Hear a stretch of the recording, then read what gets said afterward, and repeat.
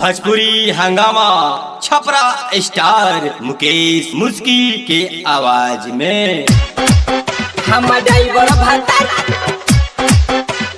चाटी मारेला डीजे कृष्णा चाटी मारेला सोया ड्राइवर चलावेला टेम्पू धोएला रोज लगा के शैम्पू सोया ड्राइवर चलावेला टेम्पू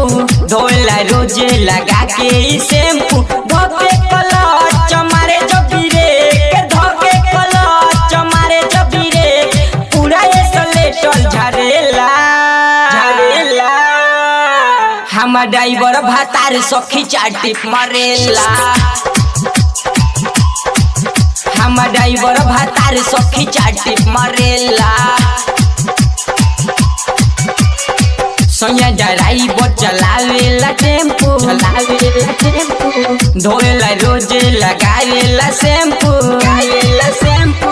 सोया ड्राइवर चलावेला टेम्पू धोएला रोज लगावेला शैम्पू धोके क्लच मारे जब ब्रेक धोके क्लच मारे जब ब्रेक पूरा एक्सीलेटर झरेला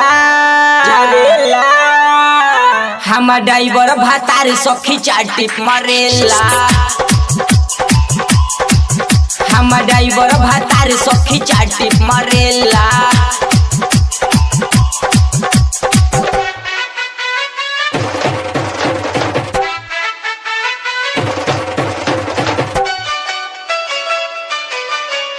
डीजे कृष्णा डटल रहेला रोज करे ना मिस हो पलटेला मोबिल लगा के गिरिस हो पलटेला मोबिल लगा के गिरिस डटल रहेला कबो करे ना मिस हो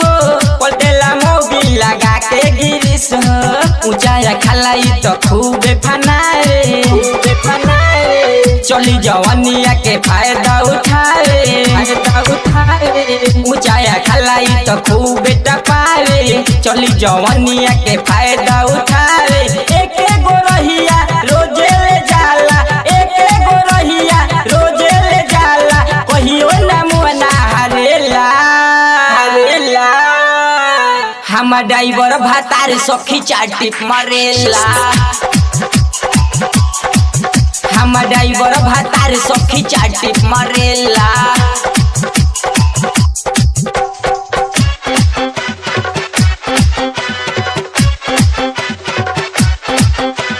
डीजे कृष्णा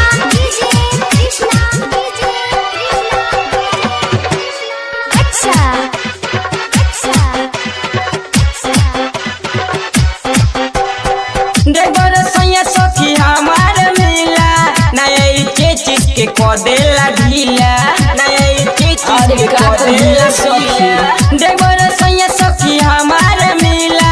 नया चीज के कदेला ढीला हाकेला तेज हम जिया धड़कावे 3 नंबर 4 नंबर गियर जब लगावे हाकेला तेज हम जिया धड़कावे 3 नंबर 4 नंबर गियर जब लगावे मुकेश मुस्की सुपर सुहाना देहिया के गर्दा झरेला हम ड्राइवर भतार सखी चाटी मारेला